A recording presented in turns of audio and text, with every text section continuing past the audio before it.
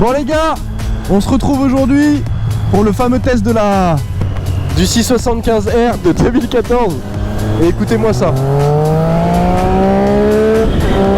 Oh là là!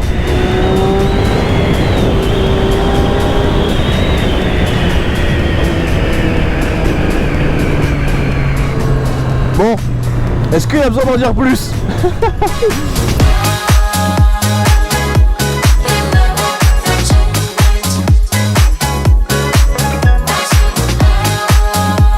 Ok, allez, soyons sérieux 2 minutes.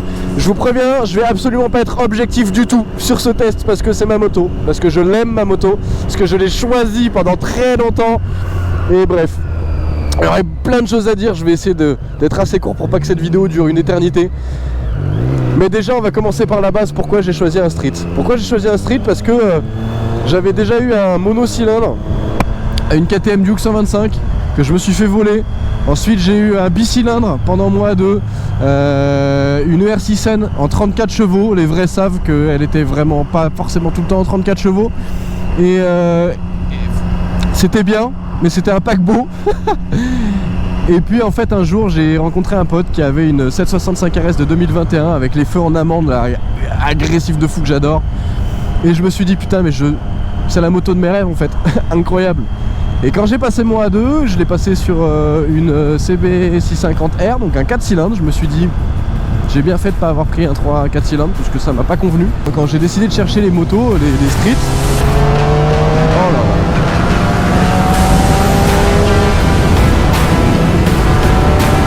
Oh là là.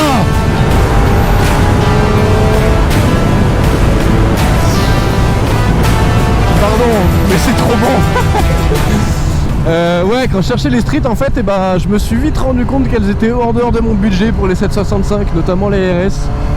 Et j'ai découvert, en regardant plein de vidéos de comparatifs moto et de d'essais moto, la chaîne YouTube d'un jeune youtubeur qui s'appelle Lord Puma, j'allais dire Lunacris, c'en est aussi un, mais Lord Puma qui en fait roule avec un street 675R de 2014. Et je me suis dit mais pourquoi pas en fait, parce qu'elle est belle, elle me convient, etc. Et j'ai cherché, j'ai trouvé celle-ci avec quelques petits agréments. Je vous ferai un petit détail de ce qu'elle a qui n'est pas d'origine. Ouais, il était en train de foutre le feu à sa baraque.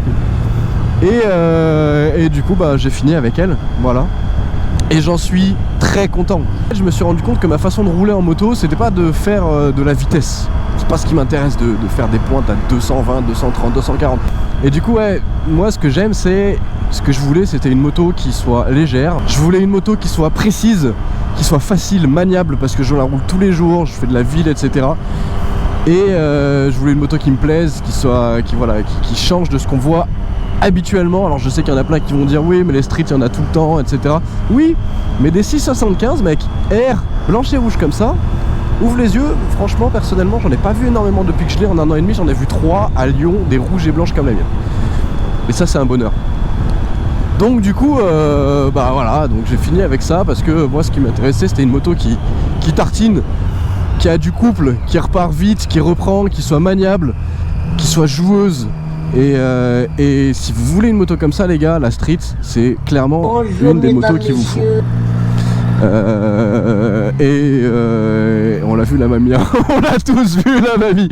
C'est pas grave, c'est une mamie, on lui pardonne. Pourquoi Triumph en fait? Parce que je suis tombé amoureux de cette marque et je trouve que c'est une marque qui a une belle histoire, qui a des valeurs qui me parlent en fait. J'aime le côté Triumph, j'aime l'ambiance Triumph, j'aime ce côté à la fois sport et à la fois un peu ce côté gentleman. Je sais pas si vous allez comprendre ce que j'essaie de dire, mais moi ça me parle et ça me fait kiffer. Et avoir cette image là, c'était ce que je voulais aussi. Au niveau du réservoir, c'est de l'approximatif, entre 15 et 17 litres, mais je crois que c'est un 15 litres. Et d'ailleurs, si on parle un peu conso les gars, c'est simple, vous pouvez tout faire avec. C'est pour ça que je l'utilise tous les jours. Bon, je le savais pas qu'on pouvait tout faire avec. Si vous décidez de tartiner H24, de vous faire un peu de ville, un peu de tartinage, etc. et que vous roulez comme un teubé H24, donc à peu près comme moi, on peut tomber très facilement à du 190 km d'autonomie. Ce qui, pour certains, vont me dire Ah ouais, mais c'est pas mal en fait. Le max que j'ai fait en autonomie, c'était un road trip en me mettant en mode éco-conduite. 330 km d'autonomie, c'est bon ou pas? Et globalement, 310, 320 en réel. Donc autant vous dire que si elle veut, elle tient large. C'est pas le problème. Maman, c'est beau ça. Lui, il était en train de kiffer la vibe, lui. Lui, il était coude à la portière, lunettes de soleil, pépouze. Et il a raison. Quand t'as une voiture comme ça, faut kiffer, mon gars. Faut pas avoir honte. Je l'ai fait, quand je lui ai dit bonjour, je l'ai béni. Faut comprendre le type de moto que vous voulez, le type de motard que vous voulez être ou que vous êtes. Normalement, si vous réfléchissez pour prendre ce genre de moto, c'est que vous avez à minima fini le A2 et que vous avez passé votre passerelle et que vous choisissez votre moto qui va vous accompagner pour la suite de votre aventure de motard. Clairement, je peux que conseiller ça parce que c'est un 600 qui, mine de rien, du haut de sa puissance phénoménale de 106 chevaux, arrive à tenir quand même pas mal de monde, pas mal de types de motos, parce qu'elle a son poids aussi qui est contenu. Pour les personnes de petite taille, franchement, je sais pas si je la conseillerais. Moi, j'ai une selle confort, une selle Baxter, qui doit rehausser légèrement la hauteur de la moto. Mais honnêtement, j'ai croisé du monde, des personnes qui faisaient entre 1,50 et 1,65. Et à chaque fois, aucune touchait vraiment avec, hormis sur la pointe des pieds, mais c'est tout. Donc si vous êtes petit ou petite, c'est pas forcément ce que je vous conseillerais. Mais de façon générale, d'ailleurs, le catalogue Triumph n'est pas fait pour les personnes qui sont de petite taille. En fait, j'ai tellement entendu parler de la polyvalence du 3 cylindres que je voulais en fait essayer cette polyvalence. Et c'est ça ce que j'apprécie, c'est que sur un 3 cylindres, regardez, je peux mettre en quatrième, je suis en quatrième, je freine, je suis à 30 km/h et la moto elle broute absolument pas, et ça c'est exceptionnel. Et regardez, je n'ai rien fait, je suis toujours en 4, il se passe que dalle, elle broute pas, elle galère pas à repartir. Là je suis toujours en 4, et là je repars à 30 et ça repart tranquille. Ça, avec un bi les gars, c'est mort. Je me mets en 6, on va faire le test, il n'y a personne derrière moi. Je me mets en 6, 40 km/h. Voilà les gars. Et ça, pour un bi ou pour un 4, c'est quand même plus compliqué. Et on va commencer par le moteur. Alors si vous voulez comparer, je sais qu'il y en aura qui le feront au moteur de la MT-09 qui est à mes yeux, et ça me fait mal de dire ça, le meilleur 3 cylindres du marché, parce qu'il est surpuissant. Vous pouvez, mais en fait, les motos n'ont pas la même philosophie. Le moteur de la Street, il peut être agressif quand il veut, mais en fait il est polyvalent, il est fait pour tout faire, il est fait pour cruiser. Moi ce que je reproche à la 09, c'est que c'est tout le temps dans l'agressivité. Trop. Et moi qui roule tous les jours, en ville, en road trip, en balade tranquille ou en balade un peu plus arsouille, bah j'aime pouvoir faire absolument ce que je veux de ma moto. C'est un 3 cylindres, je trouve qu'il ressemble plus à un bicylindre pour la 09, alors que le 675 est plus dans l'équilibre entre vraiment le bi et le 4. Apparemment le 765 ressemble un peu plus au 4 cylindres. Et c'est vrai que il est agréable, hein, vraiment, parce que comme je vous l'ai dit, on peut tout faire avec. C'est juste un pur bonheur. Ici il y a le shift light avec 5 petits ronds, et si je tombe là 2, il s'allume tout de suite. Et ça c'est des petits détails que je trouve sympas. Le shift light, je m'en sers. Je pensais pas m'en servir et je m'en sers beaucoup plus que prévu finalement, parce que c'est un bel indicateur, vraiment. Si vous voulez une moto pour rouler tous les jours, pour tartiner, pour rouler tranquille aussi, pour en fait s'adapter à toutes vos façons de conduire et à tous vos tempéraments, la Street c'est quand même un bon compromis. Et le 3 cylindres de façon générale est un bon compromis. Maintenant, il y a aussi le châssis. Là, qui plus est sur la version R, la Street, elle fait 160 kg à vide si je me trompe pas. Donc particulièrement légère. Un rapport poids-puissance qui est quand même intéressant parce qu'elle fait 106 chevaux. Et elle a un châssis qui est exceptionnel. Exceptionnel. Si vous êtes motard, vous avez déjà probablement entendu parler des châssis de Street. Dinguerie. Voilà, c'est juste une dinguerie. C'est un châssis qui est maniable, qui se place vraiment où vous voulez, qui est précis et je trouve qu'il pardonne énormément. Mine de rien, ça c'est quand même vraiment intéressant. Bon, on va passer à la petite présentation plus en détail de la Street. Vous allez voir, elle réserve quelques surprises.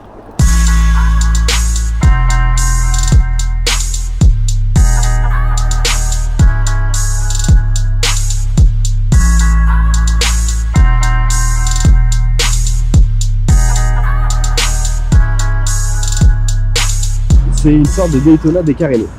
Dans le sens où on a quand même plusieurs éléments qui reprennent la Daytona 675. Les carénages ont été majoritairement enlevés. Le moteur a été retravaillé également parce qu'on perd, elle fait 106 chevaux celle-ci, la Daytona je crois de tête fait 126 chevaux.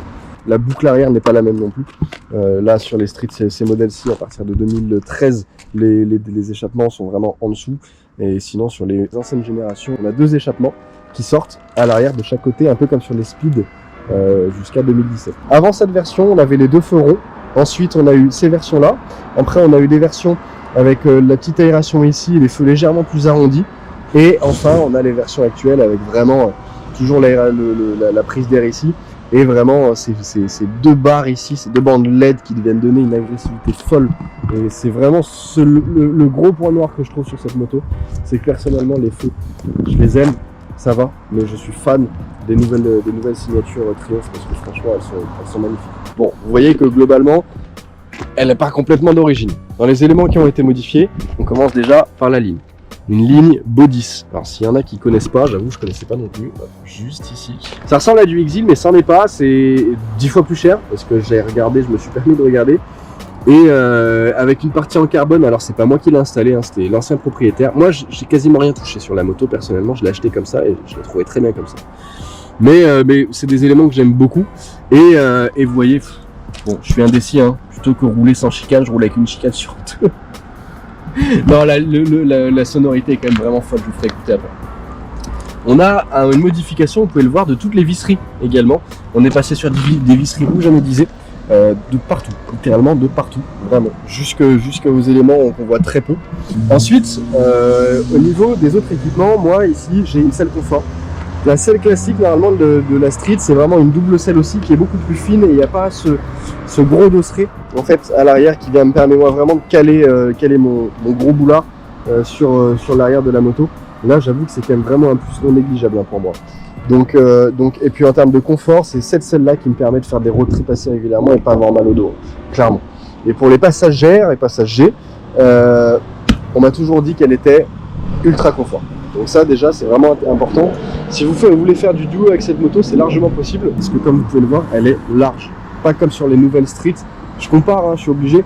Pas comme sur les nouvelles streets, on a vraiment juste soit un capot de selle, soit une petite selle un peu pourrie. Même si elle peut être confort, celle-ci franchement incroyable. Par contre, on n'a pas de poignée passager. Donc les gars, hein, ils seront obligés de s'accrocher à vous. Hein. Les filles, ils seront obligés de s'accrocher à vous. Après, on a aussi une modification de tout ce qui va être bocaux de frein. Là, on est parti sur des bocaux de frein d'origine Triumph. Donc quand même en termes de qualité et de visuel, on est sur quelque chose de plus sympa. On a des top blocks GB Racing, si je ne me trompe pas. On va avoir également sur cette moto-là précisément les clignotants LED Triumph. Je me mets pile là où il faut pas. Voilà, clignotants LED Triumph avant, arrière. Ça, c'est quand même plutôt sympa aussi. On a le support de plaque pour Evotech avec les clignotants LED également. Et au niveau après de la partie poste de pilotage, on va être sur des rétroviseurs en bout de guidon qui sont homologués, incroyable. Merci Maxxis Lyon d'ailleurs. Les poignées Triumph, alors poignées Trifion hein, plutôt, parce que c'est pas du tout de l'origine. Et puis après pour le reste, hein, globalement, je vais pas vous mentir, on est sur de l'origine à 90% sur cette moto. Et c'est ce que j'aime, parce que je trouve que les Triumph de base d'origine, elles sont super bien équipées. Surtout les 765 RS, où pour moi il n'y a absolument rien à changer sur ces motos, elles sont magnifiques quand elles sortent. La partie freinage, on est sur du Nissin. Je sais que sur les 765 RS, on est sur des Brembo M50. Là, on est sur du Nissin. Je ne sais pas précisément hein, quel est le modèle. En tout cas, je peux vous dire que ça freine très bien. Pour avoir eu un ami qui avait une MT-09 SP, c'était le premier à me dire que ça freinait bien mieux que sa 09. L'accroche, il y a vraiment du mordant. Là-dessus, incroyable. On est sur des fourches réglables à l'avant, version R hein, uniquement, ou RX aussi, mais les versions classiques n'ont pas la fourche qui est réglable ici. Et au niveau du frein arrière, on est sur du Brembo. Et ça fait un peu chier d'ailleurs, parce que franchement, je trouve que le frein arrière, il freine que dalle. Donc vous attendez pas à avoir un super freinage à l'arrière. Si vous êtes comme moi et vous aimez bien mettre des éléments de protection dans votre moto, vous allez voir, ça c'est un des bonheurs de la 675. Hop. Alors, l'élément pour ouvrir, il se trouve juste ici. Et regardez la place qu'on a, on va faire. Ça se fait plus, ça. Ça se fait plus. Je vous le dis, hein, vraiment, dingue. En fait, ici, on va retrouver la batterie accessible très facilement avec divers éléments. Et surtout, moi, ce qui m'intéresse, c'est ça. Je peux mettre un U de cette taille-là, les gars, dans la moto. Je peux mettre aussi, j'avais avant, il faut que j'en rachète un bloc disque alarme que je venais mettre ici. Et en plus, j'ai gitanisé un peu le truc, parce que j'ai réussi à caler mon Georide juste là. Donc vous voyez finalement comme quoi, franchement, il y a vraiment de l'espace. Et moi, ce que je kiffe, c'est ce petit feu arrière là. Oh là là là là, ce fiac, il est incroyable. Au niveau de la partie compteur, alors j'ai refait le plein. J'ai fait le plein, donc on va pouvoir voir combien de kilomètres d'autonomie il y a avec un plein en ce moment avec ma façon de rouler. Voilà, regardez, hein, je roule pépouze, hein. 272 km d'autonomie. Alors oui, on est sur une autonomie, évidemment. Et après, bon bah voilà. Donc on va avoir ici la température moteur, l'autonomie ici, indiquée par le petit, la petite pompe à essence, la barre d'essence, indicateur de rapport engagé, heure, vitesse, évidemment, contour avec les divers éléments. Et après, on peut switcher entre les divers éléments, c'est-à-dire que voilà, là, je vais avoir le trip 1, ma consommation au 100. Hop, j'ai des éléments que j'utilise jamais, le nombre de kilomètres pour trip, lap, les réglages, et on revient sur l'autonomie. Simple, il y a tout ce qu'il faut, rien de plus. Et après, on va avoir ici donc le contour avec les différents voyants. Le contour, il monte à 14 000. Très honnêtement, elle va taper les 12 500, 13 000 quoi, très légèrement. Donc après, on va avoir en fait ici au niveau des commodos, vous allez voir, hein, ça va se déclencher. Voilà, bon, ici on a donc les clignotants, droite, gauche, le klaxon qui va se trouver ici. Je suis con, ça me suis surpris moi-même, sa mère. Là, on va avoir passe. Passe, c'est pour faire des appels de phare, littéralement. Les feux de jour et les pleins phares. Là, c'est un faux bouton, bien évidemment, ça va être en option sur d'autres motos. On va avoir ici le coupe-circuit et le démarreur. Franchement, les gars, mais c'est d'une simplicité folle. Là, il y a des voyants qui sont allumés. Évidemment, quand je la démarre, vous allez voir qu'il n'y aura plus aucun voyant. Mais effectivement, on a aussi souvent le voyant ABS qui clignote quand la moto n'a pas le moteur démarré. Quand vous démarrez la moto, le voyant ABS, il va partir au bout de une vingtaine de secondes à peu près. Et puis, on a le N, l'indicateur de neutre, pardon, juste ici. On l'a démarré. C'est très simple. On vient chercher ici l'embrayage pour démarrer Triumph. Je sais que ça doit être pareil sur à peu près plein d'autres motos. Et on vient appuyer, alors vous ne voyez pas tout de suite, ici là, juste ici sur le démarrage. Voilà.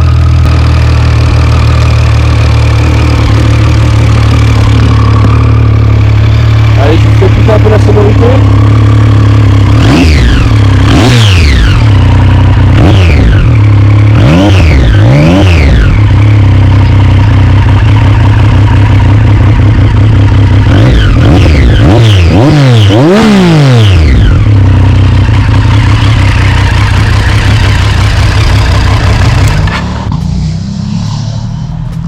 J'adore cette sonorité. Alors il y en a qui détestent effectivement ce bruit de sifflement typique au Triumph. Moi personnellement, j'en suis amoureux. Sur le 675, on l'entend particulièrement, je vais pas vous mentir, mais franchement, j'adore. Bon, on va aller la rouler? Allez, c'est parti. Bon, la position de conduite, c'est simple. Soit on peut être droit, couille contre le réservoir comme ça. Donc là, pour les problèmes de dos, tout ça, ben, c'est bon, on est bien en fait. C'est une position de roadster vraiment simple, vraiment classique. Soit on peut vraiment être en mode, comme je vous avais montré à l'arrêt, vraiment le cul contre le réservoir ici. Et là, dans ce cas-là, eh ben, on est sur une position beaucoup plus sportive. En fait, à mes yeux, ça, c'est un peu comme une sorte de semi-sportive. Dans le sens où on est sur une Daytona qui est décarénée. On a ce côté vraiment plus sportif, plus agressif si on décide de l'avoir en se mettant dans une position un peu plus en arrière. Ce qui vous permet aussi d'avoir une meilleure maniabilité en fait de la moto. Parce que du coup, vous avez vos cuisses qui sont vraiment serrées contre le réservoir. Contrairement à là où on est un peu plus tranquille. C'est une moto qui est polyvalente. Elle vous permet, si vous le souhaitez, de vous mettre en mode cruising en ville, road trip, etc. Sans avoir mal au dos, sans avoir mal au cul, sans avoir mal au bras. Parce qu'on est sur un guidon droit, on n'est pas sur un guidon bracelet. Ou alors, si vous voulez, c'est une moto qui peut vous permettre, avec une certaine position un peu plus sportive, de rentrer dans un contexte où vous allez pouvoir tartiner, quoi, littéralement. Et ça, c'est l'agrément du 3 cylindres. C'est juste un bonheur au quotidien. Et là, vous voyez, on a roulé pépouze tout le long. Et si on décide de la faire monter dans les tours constamment et de la laisser dans les tours, elle va répondre présent. Et c'est ça ce que j'aime, c'est qu'on a des sensations, on a une maniabilité qui est quand même vraiment exceptionnelle. Aujourd'hui on peut faire ce qu'on veut avec cette moto, littéralement. Elle a été développée pour que vous preniez un kiff constant.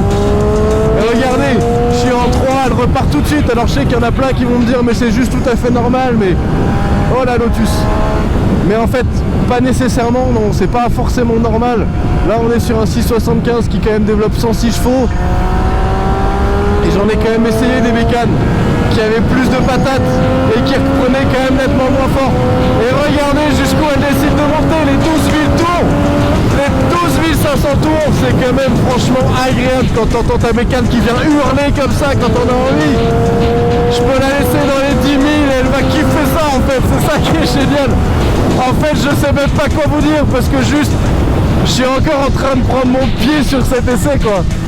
Et alors que je me fais un lac des sapins tout seul et oh là là, j'ai pas les mots. J'ai pas les mots. J'adore comment elle gueule. D'ailleurs je pense juste que je vais arrêter de parler et je vais juste vous laisser profiter en fait.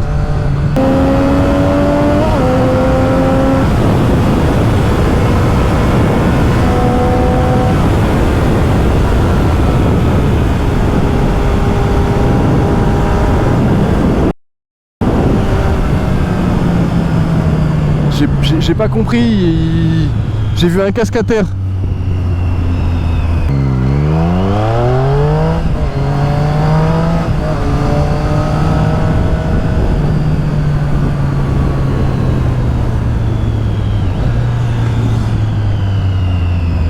Ça va? Ouais? Ça va? Allez, on repart.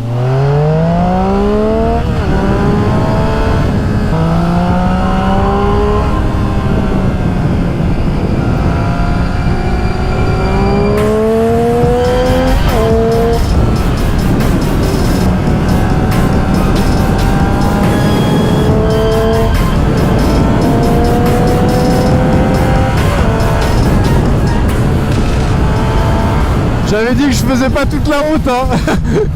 Finalement je me retrouve en train de la faire.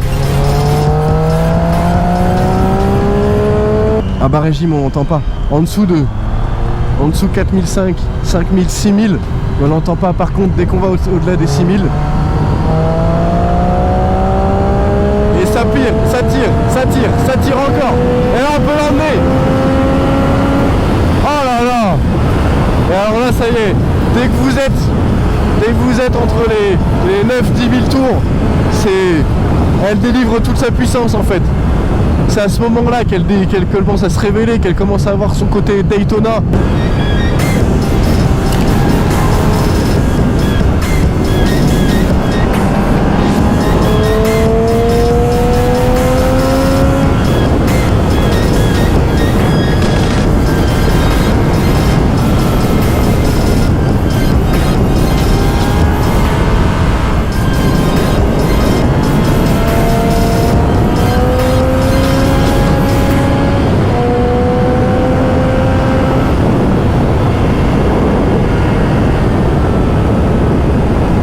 Concrètement, qu'est-ce qu'il faut en retenir de cette 675R?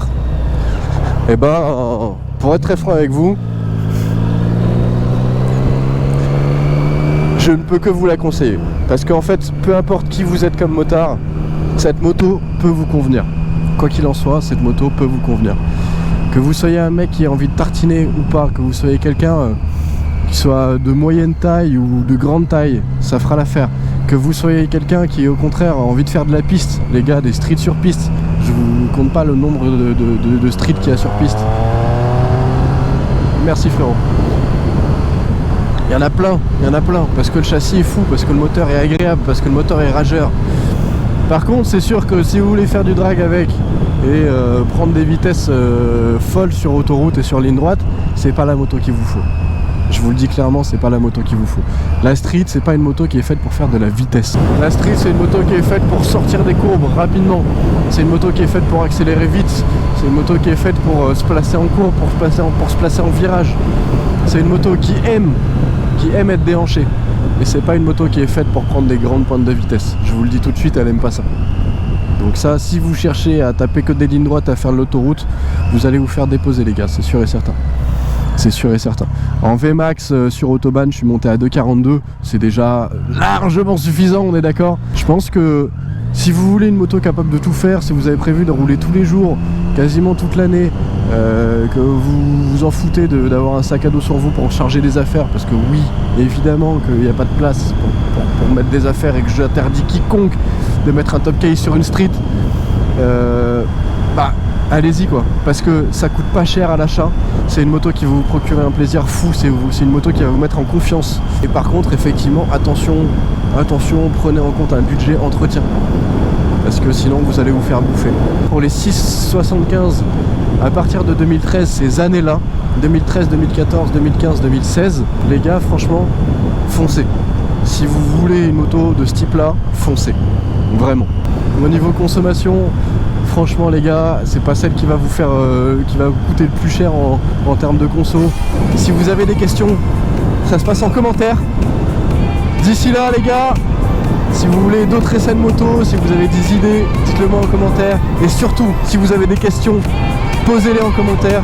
J'essaierai d'y répondre avec grand plaisir. En attendant les gars, c'était les bons riders.